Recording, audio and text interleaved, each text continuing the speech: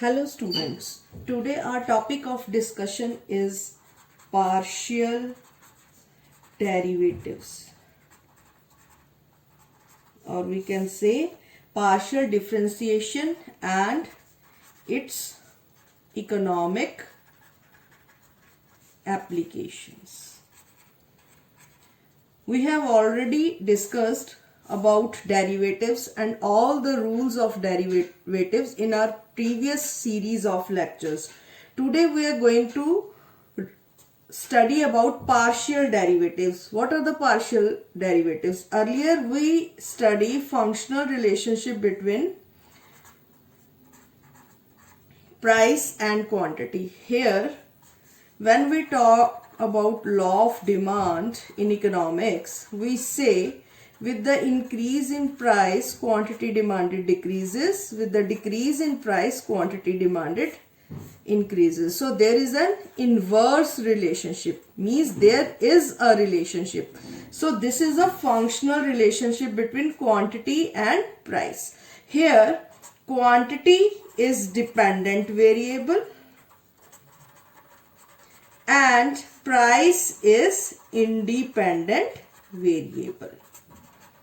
So this is the one variable relationship that we have talked in derivatives. Now in economics, quantity demanded also depends upon income of the consumer, its taste, habits and prices of other commodities and many other things. So quantity demanded is a function of price of X commodity, price of C commodity, income of the consumer, taste, habits and many more. That means in economics there is a functional relationship, but when we have more than one variable, then how we are going to derivate our function. Suppose u is a function of x and y. Here u is a dependent variable and x and y are our independent variable. So there is a functional relationship between x and y. Functional relationship means we have a function with two variables x and y, both are independent, but our u variable is dependent upon both of x and y. Then how we are going to derivate these kind of functions, that we are going to study in today's lecture, that is partial differentiation and its economic applications. So if now we have a function u is a function of x and y. So let us see how we are going to differentiate these kind of functions. Let us take an example. So one thing, when we are going to partially differentiate, because we are going to partially differentiate this function. So if we are going to differentiate it with respect to x, we will say curly u upon curly x. This symbol we use is curly. It represents partial differentiation, means here now we are going to differentiate our function with respect to x. An example, if keep one thing in mind, that all the rules that we have studied for derivatives will also be applied on partial derivatives also.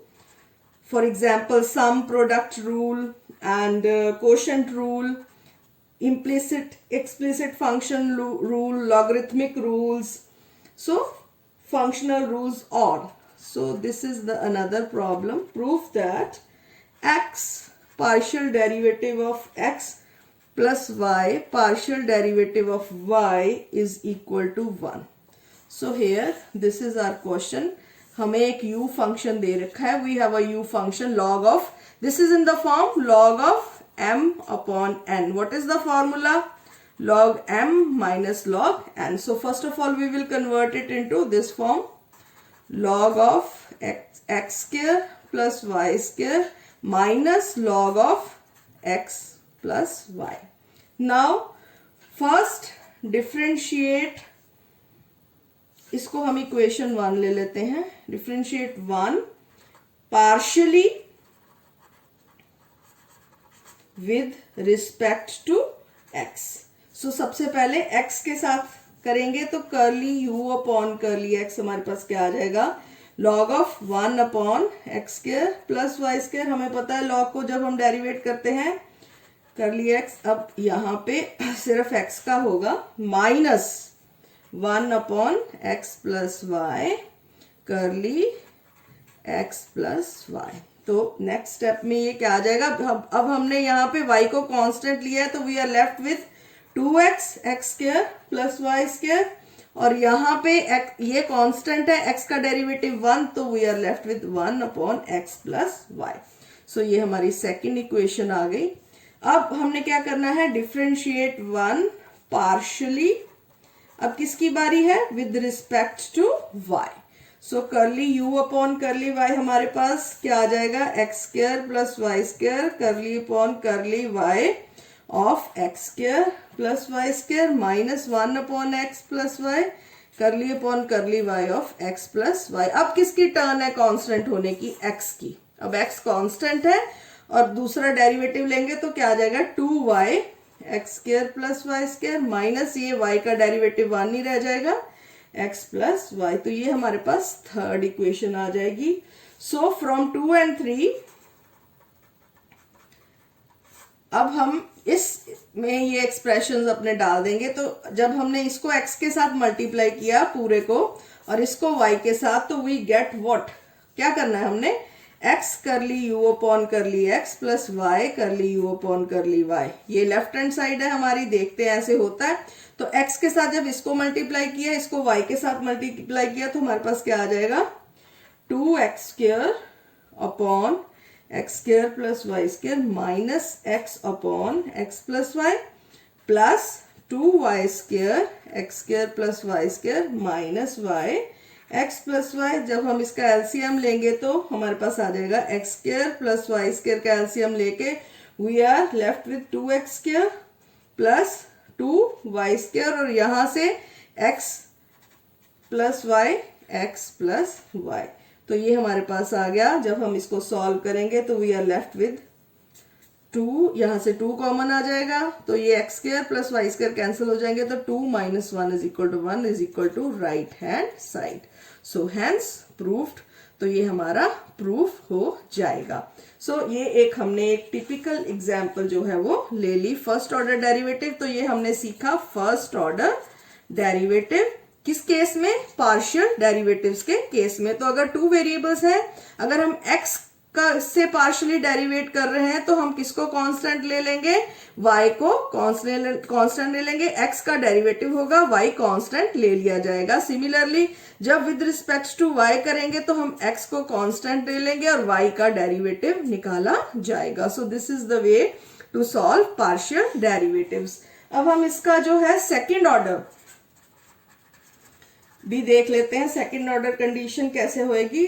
Late us take an example. 2x square plus 4xy plus 5y square. तो जैसे कि मैंने बताया था fx क्या है, करली u upon करली x. पहले हम इसको विद रिस्पेक्ट टू x करेंगे तो we are left with 4x plus 4y. So अब अगेन हम इसको विद रिस्पेक्ट टू x करें तो ये हमारा f(x) आ जाएगा. तो ये हमारे पास आ गया 4. सेम प्रोसीजर जैसे हम सेकंड ऑर्डर डेरिवेटिव निकालते थे, सिमिलरली पार्शियली भी सेकंड ऑर्डर डेरिवेटिव हमने वैसे ही निकालना है. बस जब x का निकालेंगे तो y को कांस्टेंट रखेंगे और जब y का निकालेंगे तो x को कांस्टेंट रखेंगे. तो देख लेते हैं करली u अपॉन करली y क्या आएगा. तो ये x की टर्म है, ये 0 आ जाएगी. यहाँ पे किसको कांस्टेंट रखा है, x को, ओनली y को कंसिडर किया है तो वी आर लेफ्ट विद 4 और यहाँ पे आ जाएगा 10y. तो again differentiating with respect to y, तो curly y square second order derivative. ये फर्स्ट ऑर्डर है, ये सेकेंड है, ये फर्स्ट ऑर्डर है, ये सेकेंड है. तो ये हमारे पास आ जाएगा. अब इस इक्वेशन को अगेन डेरिवेट करेंगे तो we are left with 10. So this is the way to derivate. तो ये सेम प्रोसीजर है जैसे कि हम डेरिवेटिव्स में निकालते थे, बस इसमें क्या है, जब हम टू वेरिएबल्स को लेते हैं तो उस केस में क्या होगा, एक वेरिएबल जो है हम उसको कांस्टेंट रख लेंगे. So this is the first and second order conditions in case of partial derivatives. Now we will talk about the economic applications. That is very important. Economic applications of partial derivatives. First of all, हम partial derivatives का इस्तेमाल करते हैं to find partial elasticities of demand.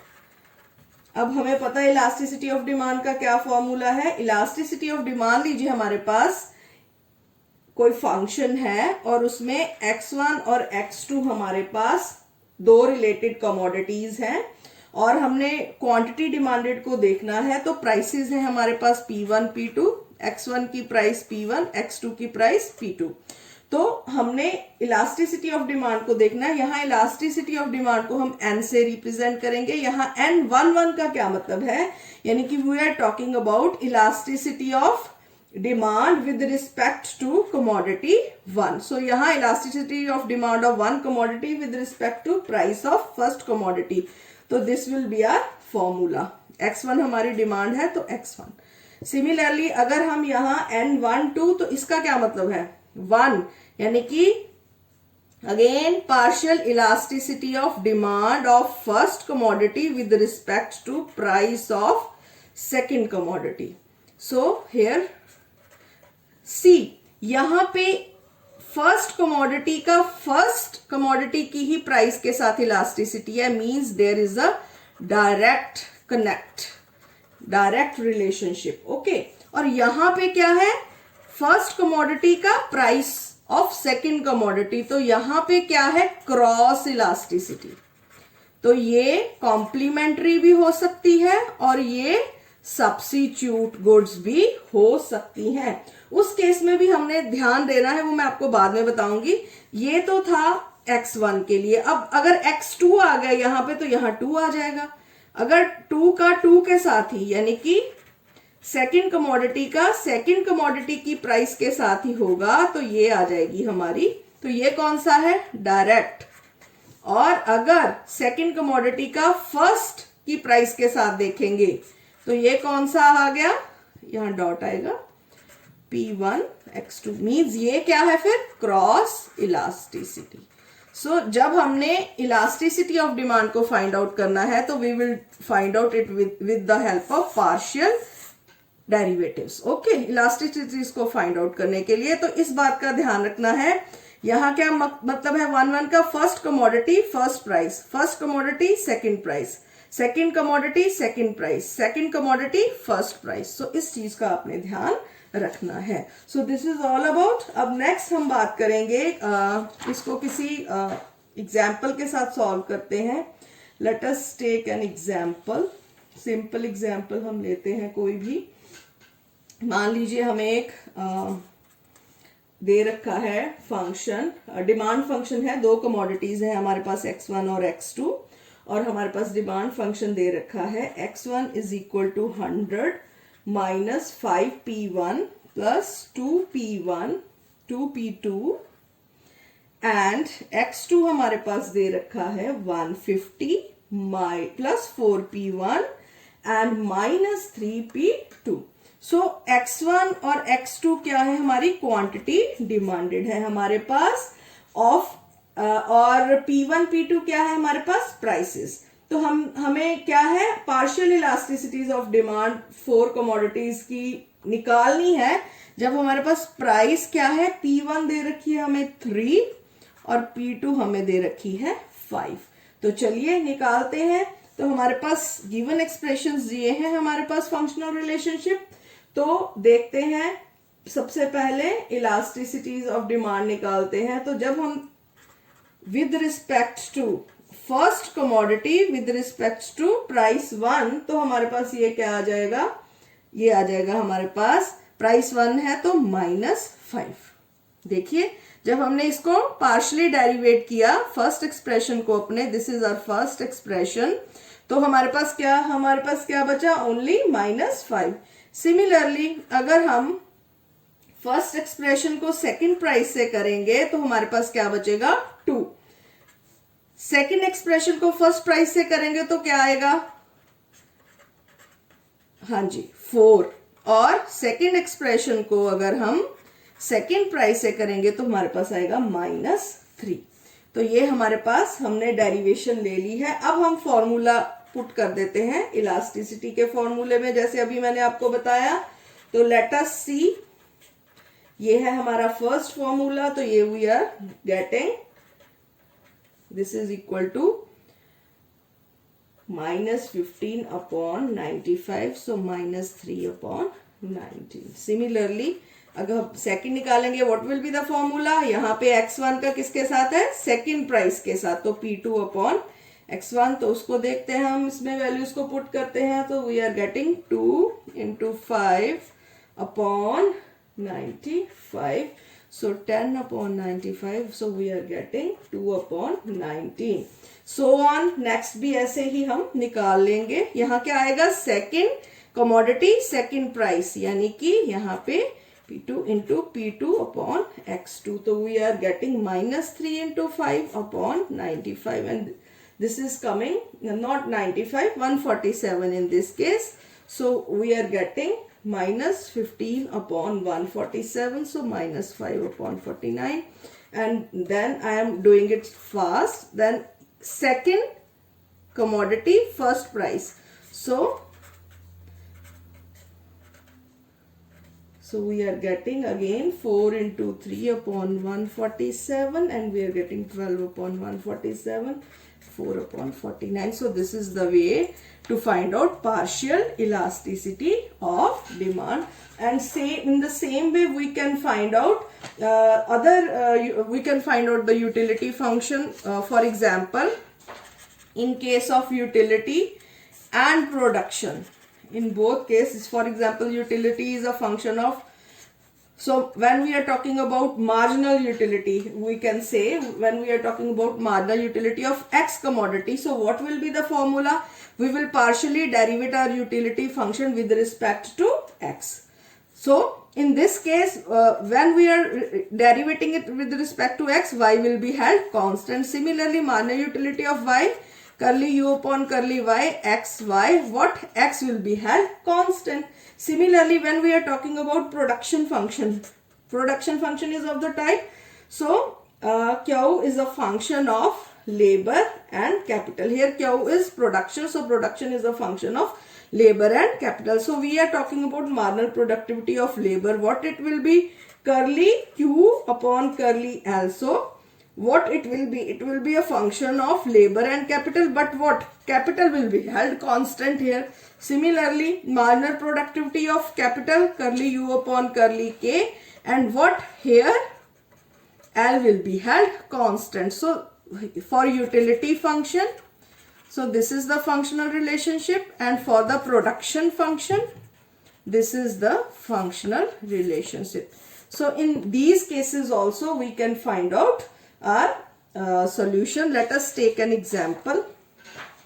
For example, let us take a production function Q. So this is our production function. So let us find marginal product of labor and marginal product of capital. So how we are going to find out? We are first differentiate with respect to labor, then capital. इकट्ठा ही लिख लेते हैं हम. तो when we are finding out marginal productivity of labor, so delta Q upon delta, sorry curly Q upon curly L, तो ये क्या आ जाएगा, 1 upon 5, 4 हमारा as it is ही है, 1 upon 5 L की पार क्या आ जाएगा, -4 upon 5, और K को हमने टच नहीं किया तो वो as it is ही रह जाएगा. तो K 4 upon 5. तो ये आ गया हमारे पास मार्जिनल प्रोडक्टिविटी ऑफ लेबर. तो नेक्स्ट अगर हम मार्जिनल प्रोडक्टिविटी ऑफ कैपिटल देखेंगे तो curly Q upon curly K. तो इस केस में क्या होगा, अब L एज इट इज रह जाएगा और हम K को करेंगे तो 4 एज इट इज और 4/5 आ गया और K की पावर 4/5 -1, तो हमारे पास क्या आ जाएगा, K की पावर -1/5 और जो L है हमारा वो एज इट इज ही रह जाएगा 1/5. So this is the way to find. तो यहां पे भी जब हमने विद रिस्पेक्ट टू L किया तो K को कांस्टेंट मान लिया, वो क्योंकि मल्टीपल हो रहा है, जैसे ये हमारा 4 मल्टीपल था वो एज इट इज रह गया, सिमिलरली K भी एज इट इज रह गया. जब हमने विद रिस्पेक्ट टू कैपिटल किया तो यहाँ 4 कांस्टेंट है, एज इट इज रह गया. यहाँ हमने लेबर को कांस्टेंट माना, वो भी एज इट इज रह गया और डेरिवेटिव किसका हो गया, K का. तो this is the way to find out partial derivatives. And ऐसे हम अपनी इकोनॉमिक एप्लीकेशंस में, जब हमने यूटिलिटी फंक्शंस में और हम अपने प्रोडक्शन फंक्शंस में और इलास्टिसिटीज में हम पार्शियल डेरिवेटिव्स का इस्तेमाल कर सकते हैं. So these are very important. Thank you.